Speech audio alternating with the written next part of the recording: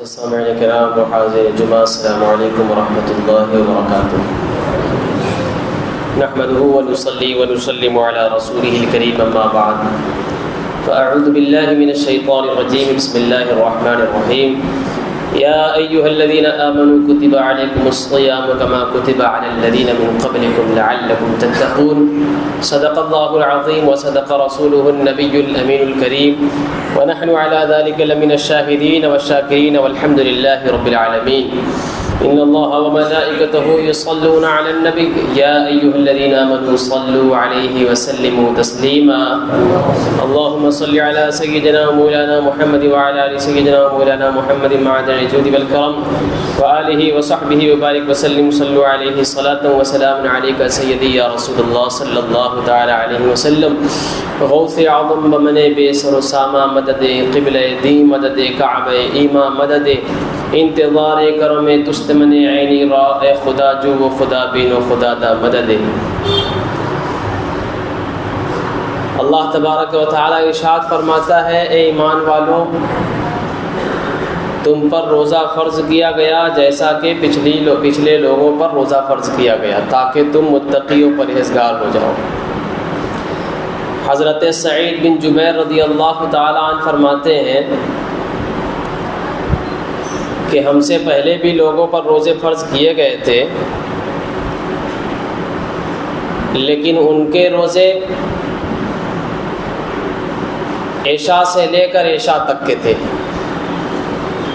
وہ عشاء سے روزہ رکھتے تھے اور یہاں وہی عشاء مراد ہے کہ ایک تو عشاء کی نماز اور دوسرا یہ کہ عشاء یعنی کھانا، رات کا کھانا جب یہ کھا لیتے تھے تو پھر وہ اگلی آنے والی رات کو افطار کرتے اور وہی افطار ان کی پھر سے سحری ہو جاتی تھی۔ حضرت سعید بن جبیر کہتے ہیں پچھلے لوگوں کے ساتھ یہ تھا کہ وہ عشاء سے شروع کرتے اور آنے والی رات تک روزہ رکھتے تھے، اور صرف پچھلے لوگوں کا نہیں بلکہ ابتدائے اسلام میں بھی ایسا ہی روزہ سب پر تھا۔ لیکن باقاعدگی سے دوسری سنہ ہجری میں مسلمانوں پر روزے فرض کیے گئے۔ کتب علیکم الصیام کما کتب علی الذین من قبلکم لعلکم تتقون کہ تم پر روزے فرض کیے گئے جیسا کہ پچھلی امتوں پر فرض کیے گئے تھے تاکہ تم متقی و پرہیزگار ہو جاؤ۔ روزہ رکھنے سے متقی و پرہیزگار بندہ ہو جاتا ہے۔ اس کی کیا وجہ ہے؟ اس کی وجہ یہ ہے کہ جب کوئی روزہ رکھتا ہے تو اسے ہر اس بات کا خوف ہوتا ہے کہ جس سے روزہ ٹوٹ جائے، ہر اس بات کا خوف ہوتا ہے کہ جس سے روزہ مکروہ ہو جائے، ہر اس بات کا خوف ہوتا ہے کہ جس کو وہ اپنے سامنے ڈر دیکھتا ہو اور اس بات کو محسوس کرتا ہو کہ یہ میرے روزے کو خراب کر دے گا۔ اور یہی صلاحیت و فطرت ایک روزے دار کے اندر پائی جاتی ہے۔ جب وہ روزہ رکھتا ہے تو جیسے ہی ایک عجیب و لطیف چیز ہے روزہ کہ جو طلوع فجر سے پہلے جو چیزیں حلال تھیں، فجر کے وقت کے شروع ہونے سے پہلے جو چیزیں حلال تھیں، فوراً جب فجر کا طلوع ہوا، فجر کا وقت شروع ہوا، وہ ساری چیزیں حرام کر دی گئیں۔ یہ کیسی لطیف چیز ہے کہ جیسے ہی فجر کا وقت شروع ہوا وہ ساری چیزیں حرام کر دی گئی جو 1 منٹ پہلے حلال تھیں، اور جیسے ہی سورج کا غروب ہوتا ہے وہ ساری چیزیں حلال کر دی جاتی ہیں جو فجر کے بعد حرام کر دی گئی تھی۔ ایک ایسی لطیف چیز کہ جس کو رکھنے سے اللہ تبارک و تعالی فرماتا ہے رکھنے والوں رکھو، روزہ رکھو تاکہ تم پرہیزگار ہو جاؤ، کہ جب دینی نظریات سے دیکھا گیا تو روزہ رکھنے سے بندہ متقی و پرہیزگار ہو جاتا ہے، اور جب سائنسی نگاہ سے دیکھا گیا، ڈاکٹری نگاہ سے دیکھا گیا، تو واہ پیغمبر اسلام صلی اللہ علیہ وسلم آپ کی حکمت و سنت پر ہماری جان قربان، حضور نے 30 روزے دوسری سنہ ہجری میں حکم دے کر قرآن کی نص سے ثابت کر کے جو حکم دے دیا کہ تم پر روزے فرض کر دیے گئے اور چاند دیکھ کر روزہ شروع کرو، چاند دیکھ کر روزہ ختم کرو، جب اس کو دیکھو تو قربان جاؤ اپنے پیغمبر صلی اللہ علیہ وسلم پر کہ ہم پر 30 روزے فرض کر دیے گئے، اور ادھر ڈاکٹر کہتے ہیں کہ جس نے 15 سے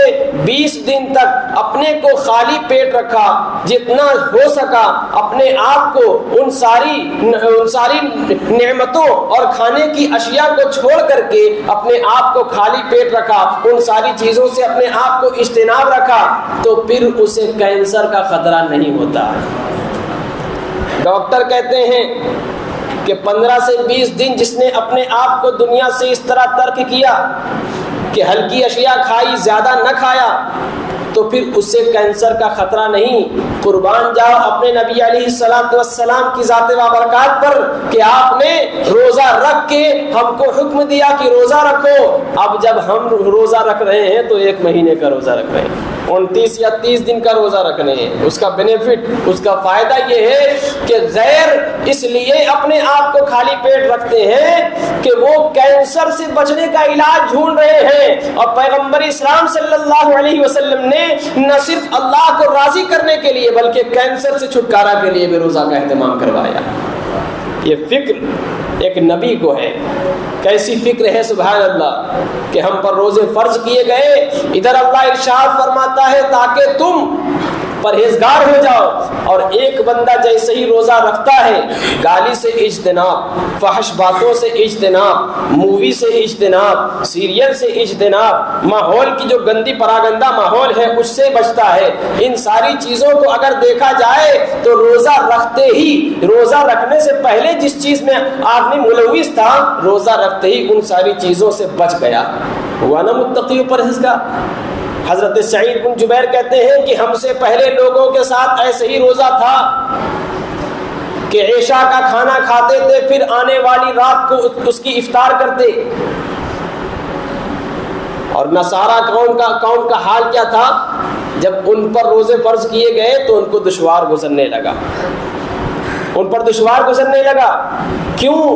اس لیے کہ رمضان جیسے بہار کے موسم میں آتا ہے تو ویسے ہی سردی میں بھی آ جاتا ہے، ویسے ہی شدید گرمی میں بھی آ جاتا ہے۔ تو جب تک بہار کے موسم میں رمضان ان لوگوں کے لیے آتا تھا، روزہ آتا تھا رکھنے کے لیے، تب تک تو یہ خوش دلی کے ساتھ رکھتے تھے، لیکن جیسے ہی گرمی انہوں نے پائی اور جیسے انہوں نے سردی پائی تو پھر ان کے اوپر دشوار گزرنے لگا۔ تو عیسائیوں کے رہنماؤں کو بلایا گیا اور اکٹھا کر کے بات رکھی گئی کہ شدید گرمی میں روزہ کیسے رکھا جائے، جبکہ شدید سردی میں بھی روزہ رکھنا دشوار ہے، یعنی گرمی ہو یا جاڑا، ان دونوں موسم میں روزہ رکھنا بہت کٹھن اور مشکل ہے۔ اسی ایام میں ہو سکتا ہے کہ ہم تجارت کو آگے بڑھائیں تو سفر کی حالت میں ہم پر بہت گنا گزرے گا۔ تو سارے ان کے جو گرو گھنٹال تھے یہ بیٹھ کے رہنمائی کرنے لگے اور سب نے بہار کا موسم چنا، کہا کہ ٹھیک ہے اب سالوں سال ایک ہی ایسا موسم ہے جس میں روزہ رکھا جائے گا، وہ بہار کا موسم، یعنی نہ ٹھنڈا نہ گرم، سب چیز سے ہٹ کر کے تاکہ دشوار نہ گزرے۔ لیکن اس کا کفارہ یہ ادا کیا کہ عام دن میں اگر 30 روزے رکھتے ہیں تو پھر جو گرمی میں پڑ رہا ہے، سردی میں پڑ رہا ہے، اگر اس میں 30 روزے رکھتے ہیں تو بہار کے موسم میں ہم لوگ رکھیں گے، اور اس موسم میں پڑنے کی وجہ سے 10 روزہ بڑھا کے کفارہ بطور ادا کریں گے۔ ان کی باتیں وہاں پہ فکس ہو گئیں۔ اب سب 30 اور 10 40 روزہ رکھنا شروع کر دیا۔ ان کے یہاں کا جو بادشاہ تھا وہ اچانک بیمار پڑ گیا۔ جب بیمار پڑ گیا تو اس نے ایک منت مانی، نذر مانی۔ اس نے کہا جب میں تندرست ہو جاؤں گا تو پھر میں 10 روزہ خود بھی رکھوں گا اور اپنی قوم کو بھی رکھواؤں گا۔ جب وہ تندرست ہو گیا تو اس نے ایک اعلان کروا دیا کہ 10 روزہ اور بڑھا کے رکھا جائے۔ ابھی 40 تھا، 50 ہو گیا۔ 50 ہو گیا، کچھ دن گزرے تھے کہ ان میں سے ایک بادشاہ مر گیا۔ اس کے مرنے کے بعد جو دوسرا بادشاہ بنا تو اس بادشاہ نے اپنے تخت کو پر تسلط حاصل کرنے کی خوشی میں 10 روزہ اور بڑھانے کے لیے کہہ دیا۔ اس طرح ان کے اوپر 50 روزہ ہو گیا۔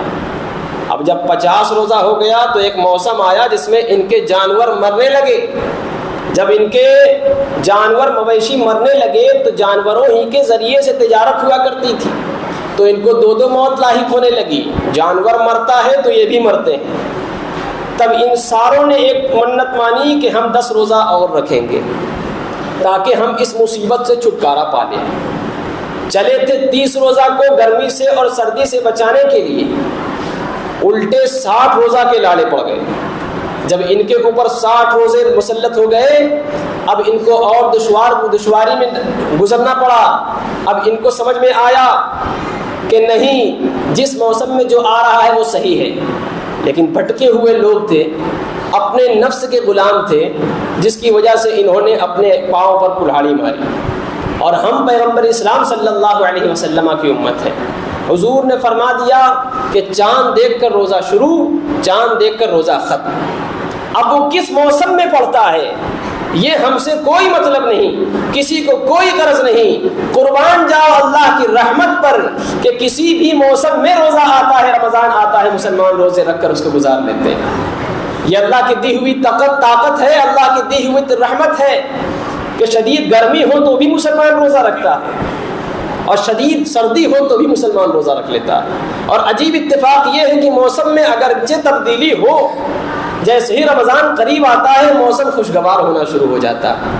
یہ کیا ہے اگر یہ بندوں پر رحمت نہیں ہے؟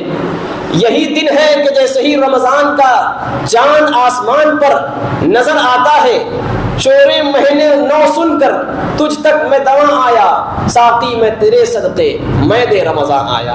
اعلیٰ حضرت فرماتے ہیں جب نئے چاند کا شور سنتا ہوں تو دوڑتا ہوا دیکھتا ہوں کہاں ہے چاند، پھر کہتا ہوں اے ساقی میں تیرے صدقے وہ شراب محبت دے جس سے روزہ رکھنے میں آسانی ہو، میں دے رمضان آیا۔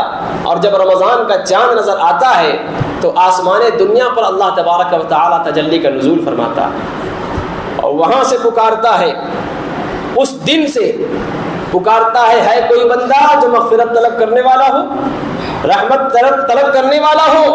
اور اسی چاند کے نکلتے ہی اللہ تبارک و تعالی جہنم کے دروازوں کو بند کر دیتا ہے، جنت کے 8 دروازوں کو کھول دیتا ہے، اور ان دروازوں میں ایک دروازہ ہے، وہ دروازے سے وہی داخل ہوگا جو رمضان کے روزے رکھے گا۔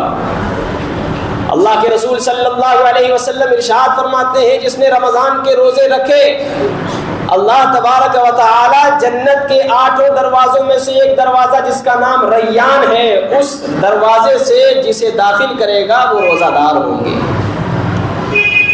ریان دروازے سے مسلمان جو روزہ دار ہیں وہ روزہ دار ریان دروازے سے جنت میں داخل ہوں گے۔ وَسُلْسِلَتِ الشَّيَاطِينَ حَتَّى إِذَا غُلِّقَتِ الْأَبْوَابُ، جہنم کے دروازے بند کر دیے جائیں گے۔ وَفُتِحَتِ السَّمَاءُ، آسمانوں کے دروازے کھول دیے جائیں گے۔ وَسُلْسِلَتِ الشَّيَاطِينَ، اور شیطانوں کے پاؤں میں زنجیریں ڈال دی جائیں گے۔ یہ وہی شیطان ہے۔ علامہ غزالی حجت الاسلام فرماتے ہیں یہ شیطان اس قدر خطرناک ہے کہ جب میں نے شیطان کو دیکھا تو کہا کہ اس کے ہاتھ میں ایک ایسی رسی کا ڈولا تھا، گچھا بنا ہوا، کہ اس کے ہاتھ میں تو ایک رسی، لیکن جو کاندھے پر اس نے لادے ہوئے تھا اس میں کئی طرح کی رسیاں تھیں، اور ایسی الجھی ہوئی رسی تھی کہ جب اس نے اپنے کاندھے سے کھینچا اور زمین پر پٹکا تو ساری کی ساری وہ کھل کے اپنے آپ ادھر ادھر دوڑنے لگی۔ یہ وہی رسی دام شیطان ہے جو مسلمان نیک بندوں کو تلاشتی ہے اور پکڑ پکڑ کے اپنے قبضے میں کرتی ہے۔ کہتے ہیں کہ جب وہ کرے تو لاہور پڑھا کرو، اس لیے بزرگوں کی طرف سے وظیفہ ملا کہ نماز فجر کے بعد 40 مرتبہ لاہور پڑھ لیا کرو۔ اور غروب آفتاب کے وقت 40 مرتبہ لاحول پڑھ لیا کرو۔ آخر غروب آفتاب کے وقت 40 مرتبہ کیوں پڑھوایا جا رہا ہے؟ اس لیے کہ عصر کے بعد شیطان کا تخت لگتا ہے۔ کس پر لگتا ہے؟ پانی پر لگتا ہے۔ پانی پر عصر کے بعد شیطان تخت لگاتا ہے اور اپنے چیلوں اور شاگردوں سے حساب مانگتا ہے، بتاؤ تم نے آج کسے بہکایا، کس کو گمراہ کیا، کس کو کافر بنایا، کس کو تم نے جو ہے غفلت کا شکار بنایا۔ سب کے سب آتے ہیں اور اپنے نامہ اعمال کے ساتھ وہاں پیش ہوتے ہیں، اور پھر شیطان سب کا حساب لیتا ہے۔ کسی نے بڑا کام کیا ہوتا ہے تو اسے گلے لگاتا ہے، اسے انعام دیتا ہے۔ اس لیے ایسے وقت میں لاحول کثرت سے پڑھے، تسبیح و تحلیل کرے، تب جا کے بچے گا بندہ۔ اور یہ رمضان، پہلے کے لوگ عربوں کا یہ خیال تھا، جس موسم میں جو کنڈیشن ہوتی تھی، جس مہینے میں جو کنڈیشن ہوتی تھی، اس کنڈیشن کے تحت اس کا نام رکھ لیا کرتے تھے۔ تو رمضان رمضا سے نکلا ہے، رمضا مانے شدید گرم پتھر۔ تو جس مہینے میں رمضان پڑا تھا وہ شدید گرم مہینہ تھا، اس لیے اس کا نام رمضان رکھا گیا۔ لیکن بعض حضرات فرماتے ہیں نہیں، اس مہینے میں اللہ تبارک و تعالیٰ کے گناہگار بندوں کے گناہ بخش دیے جاتے ہیں، اس لیے اس کا رمضان رکھا گیا۔ یہ رمضان کا مہینہ ہے۔ من قام رمضان ایمانا و احتسابا غفر له ما تقدم من ذنبه، سبحان اللہ۔ جس نے رمضان میں قیام کیا، روزہ رکھا، ایمان و احتساب کیا، یعنی ایمان کی حالت میں روزہ رکھا اور اللہ کی رحمت طلب کی، اس حالت میں اس نے قیام کیا، اللہ تبارک و تعالیٰ اس کے پچھلے تمام گناہوں کو معاف فرما دیتا ہے۔ اس سے بڑی برکت کیا ہوگی؟ اس سے بڑی رحمت کیا ہوگی؟ چونکہ عذاب نوٹ کی شکل میں نہیں آتا، چالان کی شکل میں نہیں آتا، کسی ایسی رسید کی شکل میں نہیں آتا جس سے بندہ زیادہ ڈرے۔ چونکہ ثواب دولت کی شکل میں نہیں ملتا، خزانے کی شکل میں نہیں ملتا، کوئی ایسی نعمت جو نظر آنے والی ہو اس شکل میں نہیں ملتا، اس لیے ثواب سے لوگ دور و نفور ہیں۔ اگر اسی ثواب کو کسی ٹوکن کے ذریعے سے بانٹا جاتا، نوٹ کی شکل میں بنا دیا جاتا، خزانے کے سکوں کے عوض بنا دیا جاتا، تو پھر ہر بندہ ثواب ہی پر امڑتا پھرتا، ثواب ہی پر پلٹتا وارتا، کیونکہ ثواب نظر آ رہا ہے، ثواب نظر آ رہا ہے۔ کہا گیا کہ تم نیکیاں کرتے رہو، تمہاری نیکی قیامت کے دن انسانی جسموں میں آ کر تمہارے لیے تمہاری شفاعت کا دروازہ بنے گی، تمہاری شفاعت کا ذریعہ بنے گی، تمہاری شفاعت کا وسیلہ بنے گی۔ یہ نہ سمجھو کہ ثواب کا کام کر رہے ہیں، ثواب نظر نہیں آتا، عذاب سے بچ رہے ہیں، حالانکہ عذاب نظر نہیں آتا۔ لیکن مسلمانوں، جہنم کی آگ بڑی شدید ہے، ابھی شروعاتی گرمی ہے، آپ نے فین آن کر لیا۔ آپ بتاؤ، شروعاتی گناہ کرنے سے لوگ سوچتے ہیں کہ یہ تو شروعاتی گناہ ہے، اکا دکا گناہ ہے، اس سے کوئی فرق نہیں پڑنے والا۔ جب شروعاتی گرمی سے اس قدر فرق ہے کہ آپ نے اپنے گھروں میں فین آن کر لیا ہے، پنکھا چلا لیا ہے، تو سوچو شروعاتی گناہ سے کیا ہوگا، کیسا شدید عذاب ہوگا۔ جس طرح سے رمضان کا قیام، اور یہ قیام رمضان ہے کیا؟ قیام رمضان کیا ہے؟ صیام رمضان تو سمجھ میں آتا ہے کہ رمضان کے روزے رکھنا، اور قیام رمضان کیا ہے؟ تو علماء و محققین فرماتے ہیں قیام رمضان راتوں میں اٹھ کر عبادت کرنا، جس میں سب سے زیادہ واضح کھلی دلیل یہ ہے کہ تم جو عشاء کے بعد تراویح پڑھتے ہو، یہ قیام رمضان ہے۔ اب قیام رمضان ہے، اب آپ سوچو کہ ہم جو قیام کرتے ہیں کیا وہ بزرگوں جیسے قیام ہے؟ 10 دن کی تراویح پڑھنے والے، 6-8 دن کی تراویح پڑھنے والے، جو 6-8 دن میں 10 دن میں فارغ ہو جاتے ہیں، وہ سمجھتے ہیں کہ ہم پر تراویح مسلط کر دی گئی۔ لیکن یہ قیام رمضان ہے، جس نے عشاء کی نماز جماعت سے پڑھی اور پھر تراویح پڑھی اور اس انتظار میں رہا کہ فجر کی نماز بھی انشاءاللہ پڑھوں گا، تو اللہ تبارک و تعالیٰ اپنے فرشتوں کو حکم دیتا ہے اس کی اس نیت کے بدلے میں کہ وہ عشاء پڑھ کر فجر کا اہتمام کر رہا ہے، پوری رات عبادت میں لکھ دو، پوری رات عبادت میں لکھ دو. اب سوچو یہ قیام رمضان ہے. صحابہ کرام میں حضرت عمر کے علاوہ زیادہ جو صحابہ تھے وہ نماز پڑھتے تھے تراویح کی نماز کس طرح سے؟ فی رکعت 10 یا 12 آیت قرآن. ایک رکعت میں 10 سے 12 آیت پڑھتے تھے.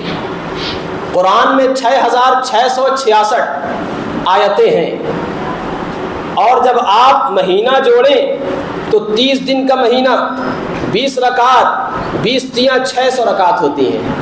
جب 600 رکعت میں 10 آیت یا 12 آیت آپ پڑھتے ہیں تو پورا مہینہ مکمل طریقے سے تراویح ہو جاتی ہے اور دل جمعی کے ساتھ قرآن سننے کا مزہ ملتا ہے. حضرت عمر فاروق رضی اللہ تعالیٰ عنہ 20-25 آیت پڑھواتے تھے. 20 سے 25 آیت ایک رکعت میں، 12 صفحہ نہیں، 20 سے 25 آیت. تو یہ نہ سمجھ لے جھٹکے میں جا کے کہہ دے کہ امام صاحب نے کہا تھا 20 سے 25 رکوع، نہیں، 20 سے 25 آیت ایک رکعت میں. امام اعظم فرماتے ہیں کہ 6000 سے کچھ زیادہ آیت قرآن ہیں، ان کو اگر 600 سے ڈیوائڈ کرو، بانٹو، تو آپ کو سمجھ میں آ جائے گا کہ 10 سے 12 آیتیں اگر ایک رکعت میں پڑھی جائیں تو پھر مکمل طریقے سے پوری تراویح ہو جاتی ہے. یہ افضل ہے. اور پہلے سنت مؤکدہ طور پر واجب کے درجے میں قرآن سنت تراویح کے ساتھ. تراویح واجب ہے، واجب کے درجے میں. اس کو چھوڑنے والا گناہ کا ارتکاب کرتا ہے، گناہگار ہوتا ہے. تو تراویح قیام رمضان ہے. حضور اکرم صلی اللہ علیہ وسلم آپ کا صیام رمضان دیکھو کھجور سے کھل رہا ہے. صوم جو روزہ رکھ رہے ہیں، افطار کر رہے ہیں، وہ کھجور سے، اور سحری کر رہے ہیں تو وہ کھجور سے. خود فرماتے ہیں سید عالم صلی اللہ علیہ وسلم، نعم السحور المؤمن التمر، کیا ہی بہترین سحری مومن کے لیے ہے وہ جو کھجور ہے. اس لیے کہا جاتا ہے سحری میں چند سے چند یعنی ایک کھجور کھا لیا کیجیے. ایک کھجور کھا لیں گے سنت کا ثواب ملے گا. ہمارے میں اور پچھلی امتوں میں، یہود و نصارہ میں جو فرق ہے وہ فرق یہی سحری ہے. ہم سحری کرتے ہیں، وہ سحری نہیں کرتے تھے. ان کے اوپر سحری میں اٹھنا دشوار تھا، مشکل تھا. مسلمانوں پر آسان ہے.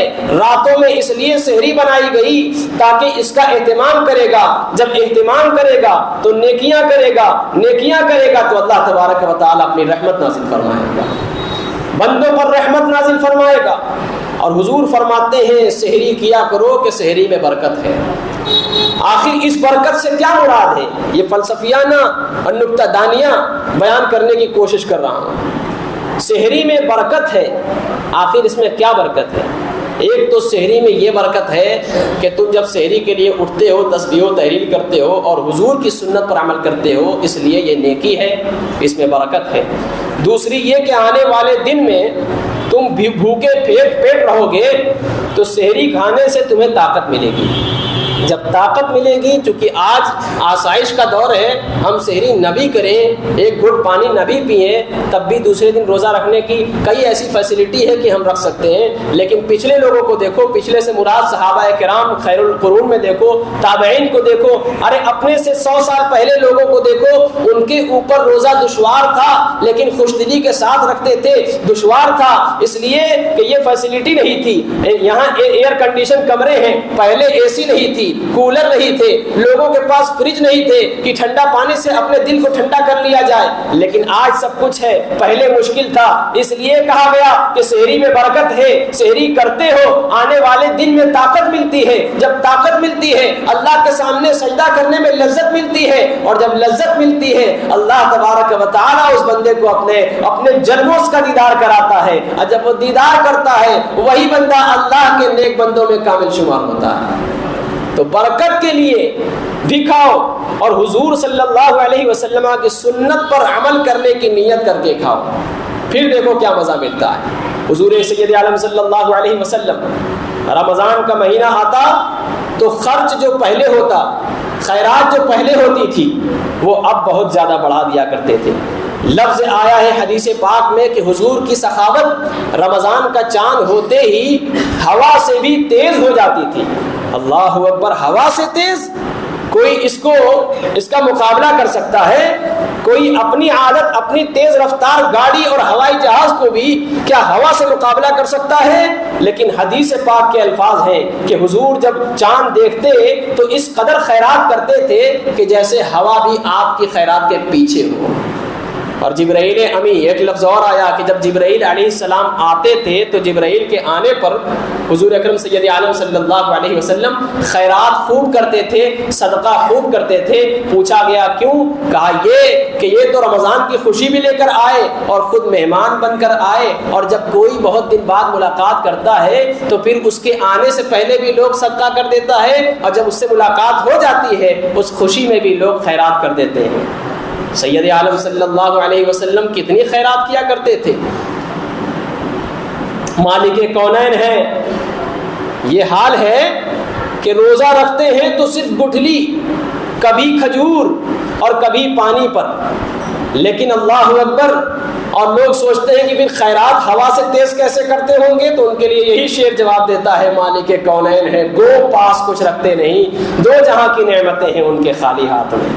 یہ رمضان المبارک متقی بنانے والا مہینہ ہے۔ سیدنا مجدد الفسانی رضی اللہ تعالیٰ عنہ فرماتے ہیں جسے رمضان ملا اور اس نے رمضان کو ترتیب نہ دیا تو وہ خود پورا سال بے ترتیب رہے گا۔ ترتیب اور بے ترتیب کا کیا مطلب ہے؟ رمضان کا جو طریقہ ہے، حضور اکرم سید عالم صلی اللہ علیہ وسلم نے رمضان کو جس طرح گزارا کہ پہلا رمضان کا عشرہ جو رحمت کا ہے اس میں خوب تسبیح و تحلیل قیام کیا، دوسرا ہے اس میں بھی کیا، مزید بڑھا دیا، اور تیسرا جو جہنم سے آزادی کا ہے اس میں اس سے زیادہ مطیع و فرما برداری کا احساس دلایا، پیغام دیا۔ اور یہی طریقہ صحابہ اور حضرت سیدنا امام حسن کا رہا ہے کہ پہلے میں قیام سیام، دوسرے میں سیام قیام، سب کچھ کرنے کے باوجود تیسرے میں تسبیح و تحلیل کا اضافہ کر دیتے تھے، اور ایک ایسا ٹائم باندھتے تھے کہ جیسے پہلی رات عشاء پڑھی، تراویح پڑھی تو پھر تسبیح و تحلیل، جب رات کا دوسرا حصہ آیا اللہ سے مغفرت چاہنا، اور جب رات کا تیسرا حصہ آئے تو حضور پر درود پڑھ کر اللہ کے حضور جہنم سے آزادی کی دعا مانگتے تھے۔ یہ بزرگوں کا طریقہ ہے۔ تو قیام رمضان کو سمجھیے اور صیام رمضان کو سمجھیے۔ جس نے قیام رمضان کو سمجھا وہ تراویح 20 رکعت دل جمعی کے ساتھ پڑھ رہا ہے اور پڑھتا رہے گا انشاءاللہ، اور جس نے قیام رمضان کو نہ سمجھا وہ چند دن کی تراویح کو واجب اور سنت سمجھ کر کے پڑھ کر اپنے گلے سے اس پھندے کو نکال دیتا ہے جو یہ سمجھتا ہے کہ یہ بہت بڑا بوجھ ہے معاذ اللہ۔ تو مجدد الفسانی فرماتے ہیں کہ وہ بے ترتیب ہو جائے گا جس نے رمضان کو بے ترتیب کر دیا، لیکن مسلمانوں تمہیں رمضان کو ترتیب دینا ہے۔ یہ عشرہ رحمت ہے، اللہ سے رحمت کی دعا کرو۔ آگے آنے والا عشرہ مغفرت ہے، اپنے بھائیوں کی، مسلمان بھائیوں کی مغفرت طلب کرو۔ اور تیسرا آنے والا جس میں خیر من الف شہر لیلۃ القدر ہے، اس لیلۃ القدر کو تلاشنے کی ابھی سے تیاری کرو۔ حضور اکرم سید عالم صلی اللہ علیہ وسلم رمضان ہی شروعات ہی میں لیلۃ القدر کو تلاش کرتے تھے۔ ایسا بھی ہوتا تھا کہ پورا رمضان اعتکاف کرتے تھے، یا پھر ایسی بھی روایتیں ہیں کہ پہلا عشرہ دوسرا عشرہ اعتکاف فرماتے تھے، لیکن جب سرکار کو باخبر کر دیا گیا اے محبوب آخری عشرے میں لیلۃ القدر کو تلاش کرو، تب حضور اکرم سید عالم صلی اللہ علیہ وسلم نے اپنے صحابہ سے کہا کہ آخری عشرے میں لیلۃ القدر ہے، اسے تلاش کرو۔ پھر لیلۃ القدر سے حضور کو آگاہ کیا گیا، حضور تو جانتے تھے لیکن تم کوشش کرو، تم تلاشو، نیکیوں کی طرف تم دوڑو، اس لیے اسے پردے میں رکھ دیا گیا۔ اللہ تبارک و تعالیٰ سے دعا ہے اس پردے کو ہم سب سے اٹھا دے اور ہم سب کو لیلۃ القدر تک خیر و عافیت کے ساتھ ملا دے، پورا رمضان صحت و عافیت کے ساتھ شریعت کی پاسداری کے ساتھ گزارنے کی توفیق و رفیق عطا فرمائے۔ وآخر دعوانا الحمد للہ رب العالمین۔